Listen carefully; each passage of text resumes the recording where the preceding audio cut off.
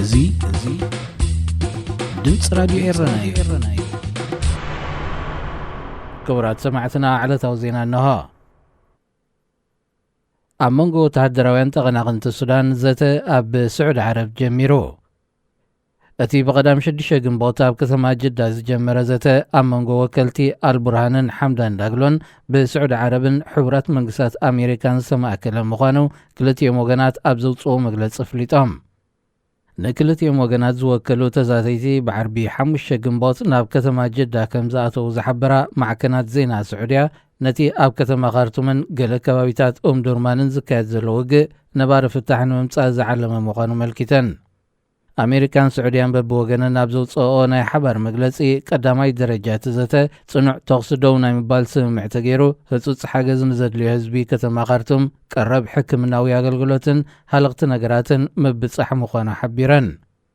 እቲ መግለፂ ብተወሳኺ ተጻረርቲ ወገናት ነፃውዒት ሰላም ምቕባሎም ድሕሪ ምምስጋን ዕውት ንክኸውን ግና ጎረባብቲ ሃገራትን ኢጋድን ዝርከብዎም ኣህጉራዊ ማሕበረሰብ ዓለም እጃሙ ከበርክት ጸዊዑ። ተንተንቲ ፖለቲካ ካብ ሱዳን ኣብ ዝህቦ ዘለዉ ርእይቶታት ተቐናቐንቲ ወገናት ንሰላም ቅሩባት ከም ዘይኮኑ እቲ ዘተኻ ረድኤት ንኽባጻሕ ግዜያዊ ተኽሲ ደው ናይ ምባል ስምምዕ ካብ ምግባር ዝሓልፍ ከም ዘይኮነ የመልክቱ።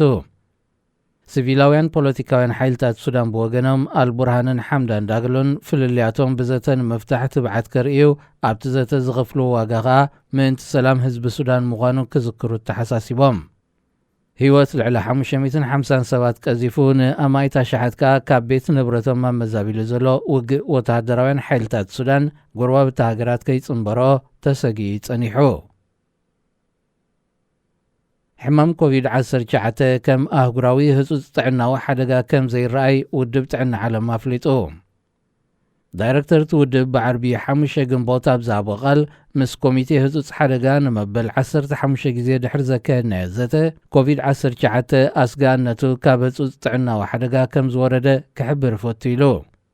እንተኾነ እቲ ቫይረስ ባህርያቱ እናቐያየረ ገና ኣብ መንጎና ይነብር ስለ ዘሎ ጥንቃቐና ከነጉድል ኣይግባእን ክብል ዶክተር ቴድሮስ ኣድሓኖም ኣጠንቂቑ።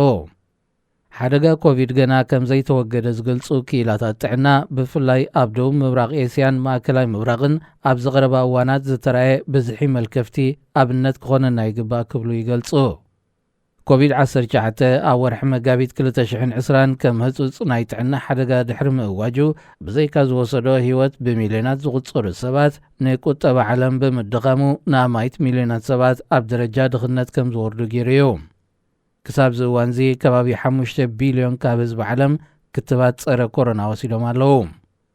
ብደረጃ ኣህጉር ክርአ እንከሎ ብኮቪድ-19 ናይ ዝተለኽፉ ቁጽሪ ሰባት ክሳብ 764 ሚልዮን ክበጽሕ እንከሎ በቲ ሕማም ዝሞቱ ኸኣ ዋላ እኳ ብወግዒ 7 ሚልዮን ምዃኖም እንተተገልጸ እቲ ሓቀኛ ቁጽሪ ግና ክሳብ 20 ሚልዮን ክበጽሕ ከም ዝኽእል ዶክተር ቴድሮስ ኣድሓኖም ሓቢሩ።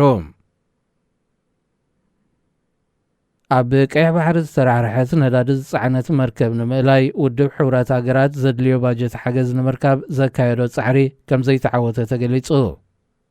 እቲ ውድብ ብሓሙስ 4 ግንቦት ኣብ ዘካየዶ ገንዘብ ናይ ምውፃእ መስርሕ 5.6 ሚልዮን ዶላር እኳ እንተረኸበ ገና 24 ሚልዮን ዶላር ተሪፍዎ ከም ዘሎ ፍሊጡ። ወሃብ ቃል ኣቦ እምበር ውድብ ሕቡራት ሃገራት ኣብ ዝሃቦ መግለጺ ኣህጉራዊ ማሕበረሰብ ዓለም እታ መርከብ ጽዒናቶ ዘላ ነዳዲ ናብ ቀይሕ ባሕርን ተፈሲሱ ሳዕቤኑ ብግቡእ ዝተረድኦ ይመስልን ዘሎ ኢሉ።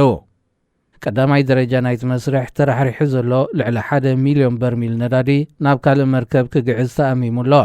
ነዚ መስርሕ ከተግብር ዝኽእል ገንዘብ ድሮ ተዋፂኡ ስለ ዘሎ ኣብ መወዳእታ ናይ ዝወርሒ ዝክጅምር ትጽቢት ይግበረሉ። ናይቲ ዝስዕብ መስርሕ ባጀት ግና ብእዋኑ እንተዘይተረኺቡ ናይ ልዕሊ 8 ቢልዮን ዶላር ክሳራ ከስዕብ ምዃኑ እዩ ውድብ ሕቡራት ሃገራት ዘጠንቅቕ።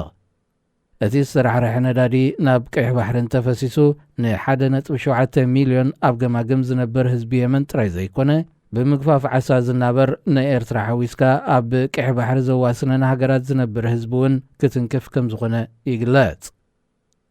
ዜና ኣብዚ ይፍጸም። እዙይ ድምጽ ራዲዮ ኤረናዩ